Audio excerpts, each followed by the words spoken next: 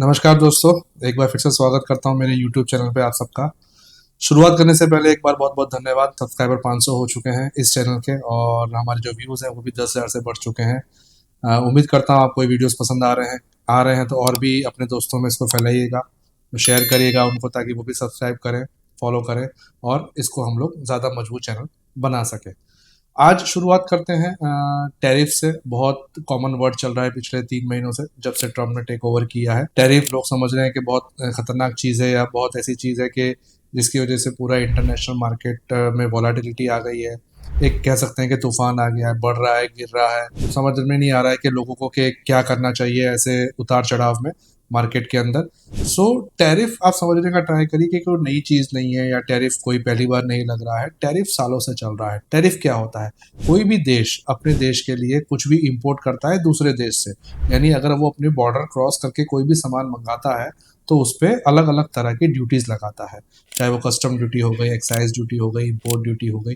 तो वो ड्यूटीज़ क्यों लगाता है? वो ड्यूटीज़ लगाने का रीज़न ये रहता है कि वहाँ के जो लोकल प्रोड्यूसर्स हैं, वहाँ के जो लोकल मैन्युफैक्चरर्स हैं, उनका जो सामान बिक रहा है, उनके जो लागत कीमत है, उसको नुकसान ना हो और उसकी वजह से अपने देश के जो प्रोड्यूसर्स हैं, अपने देश के जो मैन्युफैक्चरर्स हैं, अपने देश के जो लेबरर्स हैं, उनको नुकसान ना हो। तो टैरिफ ऐसी चीज़ है जिसके अंदर आप अलग तरह से खेल सकते हैं।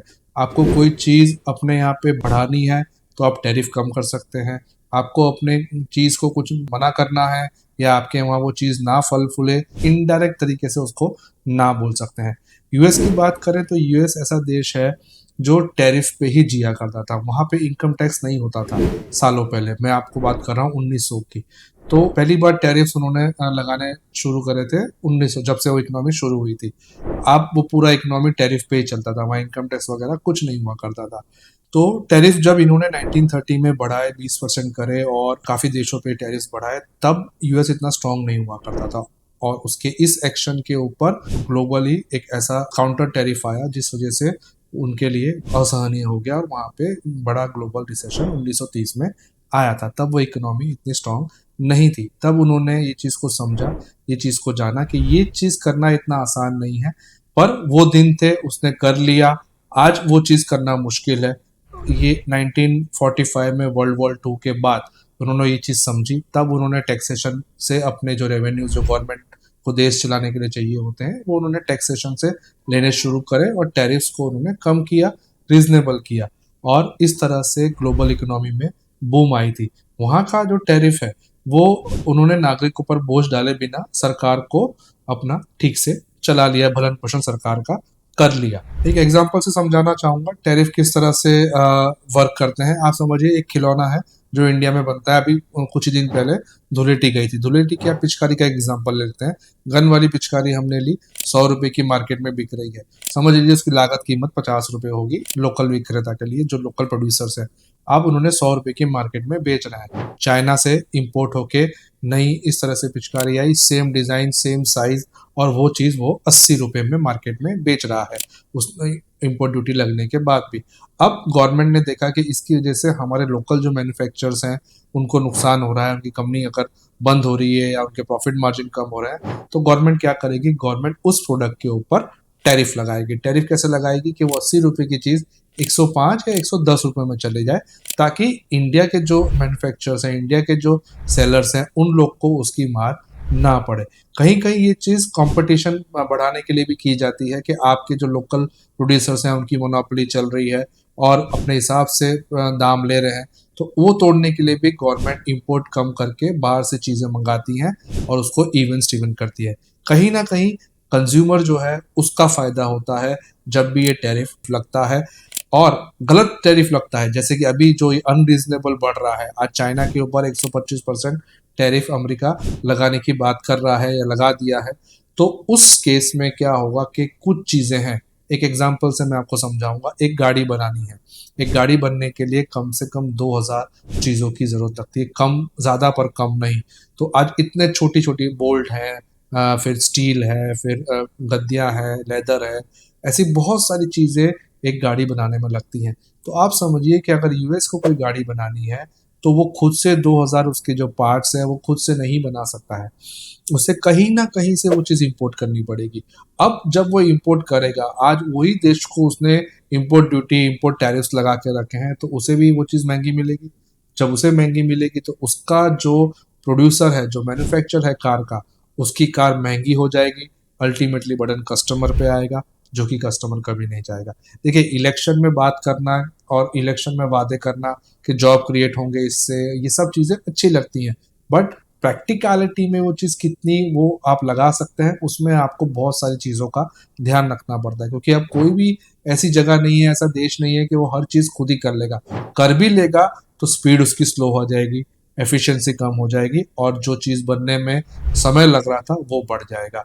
तो ये सब चीज़ों को ध्यान में रख के भी हमें देखना है कि आज अगर कंपनियों को ये टैरिफ लगाने की वजह से इंपोर्ट महंगे मिल रहे हैं तो जॉब लॉस हो सकता है। आप ये नहीं कह सकते कि मैं इंपोर्ट लगा रहा हूँ, बाहर से माल कम आ रहा है, हमारे देश में बन रहा है, तो जॉब क्रिएट होंगे होंगे बिल्कुल सही है, बट कुछ सेगमेंट के, कुछ चीज़ों के, जो आपके वहाँ पे रॉ मटेरियल से लेके हर चीज़ इजीली अवेलेबल है, जिसका सेटअप आपके देश में है, पर हर चीज़ का वो पॉसिबल नहीं है। इसीलिए आप देखेंगे कि लेटली यूएस गवर्नमेंट ने इशू किया नोटिफिकेशन कि अभी 90 दिन तक कोई भी हम लोग इस पे फैसला नहीं करेंगे, और करेंगे तो भी हर देश पे 10% फ्लैट टैरिफ लगा दिया है, एक्सेप्ट चाइना। चाइना पे उन्होंने 125% किया है। पर ये क्यों किया है, इसको भी जानना जरूरी है। आज चाइना और अमेरिका एक बहुत बड़े दोनों विकसित देश हैं, सबसे ज़्यादा ट्रेड इनका है। आज इनका जो ट्रेड है, दोनों का जो व्यापार है चाइना और अमेरिका का, वो 500 बिलियन डॉलर तक का है। अब आप समझिए कि अमेरिका का पलड़ा भले भारी हो कितना भी चाइना से, पर वो हर चीज़ अपने वहाँ पे निर्यात नहीं कर सकता है। पर अमेरिका की तकलीफ ये है कि आज जो चाइना से वो सामान खरीद रहा है और उसके सामने जो सामान बेच रहा है, यानी कि जो उसके इम्पोर्ट्स हैं वो कहीं ज़्यादा हैं उसके एक्सपोर्ट्स है। इससे क्या हो रहा है, उसका जो डॉलर है वो चाइना में एकत्रित हो रहा है, और वो डॉलर का चाइना क्या कर रहा है, वो यूएस के बॉन्ड्स खरीद रहा है, और वो बॉन्ड्स की वजह से यूएस के ऊपर ब्याज का बहुत बड़ा डेट इकट्ठा होता जा रहा है। ये डेट इतना बड़ा हो रहा है कि आज यूएस को इसको कम ना करे तो वो एक डेब्ट रिडन इकोनॉमी हो जाएगी। अमेरिका अर्थव्यवस्था कर्ज में के पहाड़ पर बैठी है, और इस साल अब तक सिर्फ ब्याज के रूप में ही वो लोगों ने 583 बिलियन डॉलर चुकाए हुए हैं।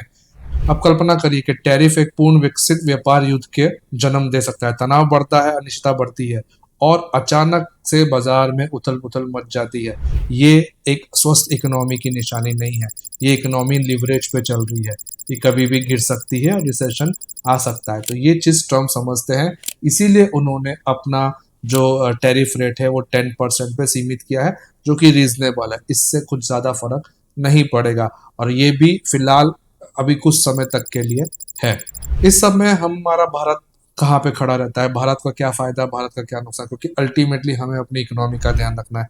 देखिए, इंडिया ने अपना स्टेटस क्यों बना के रखा है, इंडिया ने कोई भी किसी भी तरफ अपना डिसीजन नहीं दिया है, ना ही इंडिया ने कोई रेसिप्रोकल टैरिफ्स लगाए हुए हैं। हमारे टैरिफ पहले से वैसे भी कम थे, और अभी भी उन्होंने वही रखा हुआ है। इंडिया ने कोई बयानबाजी से भी अपने आप को दूर रखा हुआ है। क्यों? क्योंकि आज इंडिया के लिए कहीं ना कहीं एक समझ की चीज़ है कि एक अपॉर्चुनिटी है। आज अगर चाइना से वो सामान नहीं खरीद पाएंगे क्योंकि उनकी इंपोर्ट कॉस्ट बढ़ रही है, तो दूसरा एक अच्छा विकल्प भारत बनता है। भारत ने ऑलरेडी यूरोप से, यूके से, अफ्रीकन कंट्रीज से बातें शुरू करी हैं प्रोडक्शन की, सामान एक्सपोर्ट करने की, ताकि वो जो सरप्लस है जो उनको चाइना से नहीं मिल पा रहा है वो भारत पूरा कर दे। इसीलिए उसने यूएस से भी सामने आने से अभी परहेज रखा है। उसने यूएस के कोई भी टैरिफ पे कमेंट नहीं किया है। क्यों? क्योंकि अल्टीमेटली हो सकता है जो चाइना से नहीं प्रोवाइड हो पा रहा वो इंडिया उनको प्रोवाइड कर सके। तो इंडिया के लिए तो ये बूम का टाइम है, या एक कह सकते हैं एक अपॉर्चुनिटी का टाइम है कि इंडिया के अगर लोकल मैन्युफैक्चरर अपना दम कम रखते हैं, क्वालिटी दे सकते हैं, तो इंडिया से एक्सपोर्ट्स बढ़ सकते हैं। तो टैरिफ आज आप समझिए कि कोई नई चीज़ नहीं है, कोई डरावने वाली चीज़ नहीं है। उसका इस्तेमाल, उसका इम्प्लीमेंटेशन बहुत सोच समझ के करना है। अमेरिका में भी दो वर्ग बन चुके हैं, एक जो इसके सपोर्ट में है, एक जो इसके अपोजिशन में है। क्योंकि कहीं ना कहीं आप अगर जॉब क्रिएशन या लोकल मैन्युफैक्चरर्स का सोच रहे हैं तो सामने ऐसे प्रोडक्ट जिस पे आपके मैन्युफैक्चर डिपेंडेंट हैं जो कि आपके देश में उपलब्ध नहीं है, उनके बारे में भी आपको सोचना है। आप एक तरफा अपना बात नहीं कर सकते कि आपने टैरिफ लगा दिए, बाकी सब देख लेंगे। अब वो ज़माना नहीं है। ग्लोबली बहुत आगे बढ़ चुके हैं दुनिया। आप अगर किसी पे टैरिफ लगा रहे हैं और वो अगर आप पे लगा रहा है तो आपको बिजनेस में ग्रो होना, प्रॉफिट मार्जिन मुश्किल हो सकता है। उम्मीद करता हूँ टैरिफ वाला चीज़ आपको क्लियर होगी ये। और अगर कोई क्वेश्चंस हैं आपको इसके स्पेसिफिक, आप ज़रूर हमें पूछेगा। ज़रूर से इस चैनल को सब्सक्राइब करिए, लाइक करिए। Thank you.